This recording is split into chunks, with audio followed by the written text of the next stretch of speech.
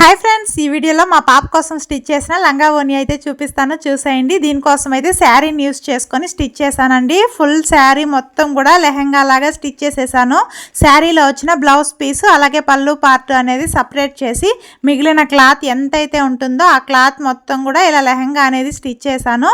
దీనికేమో iron pleats పెట్టి stitch చేశానండి. Iron pleats పెట్టడం వల్ల మనకి లెహంగా లుక్ అనేది చాలా బాగుంటుంది. మనకి పైకి ఉబ్బుగా లేకుండా ఫినిషింగ్ అనేది నీట్గా ఉంటుంది ఐరన్ ప్లీట్స్ పెట్టడం వల్ల. ఈ లెహంగాకి ఐరన్ ప్లీట్స్ అనేది ఐరన్ చేయడానికి దాదాపు అరగంట వరకు టైం తీసుకునిందండి. టాజిల్స్ కూడా ఇలా గ్రాండ్గా ఇచ్చానండి. చూడడానికి అయితే చాలా క్యూట్గా అనిపిస్తున్నాయి. మీకు ఎలా అనిపించాయో కామెంట్ చేయండి. ఇదైతే లెహంగా అండి. బ్లౌజ్ అయితే పళ్ళు పాటలో నుంచి కట్ చేసుకొని బ్లౌజ్ అనేది స్టిచ్ చేశాను. హ్యాండ్స్ ఏమో బుట్ట హ్యాండ్స్ పెట్టాను. నెక్ ఏమో ఫ్రంట్ నెక్ అనేది ఇప్పుడు ట్రెండింగ్లో ఉన్న స్కాలప్ నెక్ అయితే పెట్టాను. బ్యాక్ కూడా ఇలా చిన్న చిన్న కట్ వర్క్ షేప్లో కట్ వర్క్ అనేది చేసేసానండి.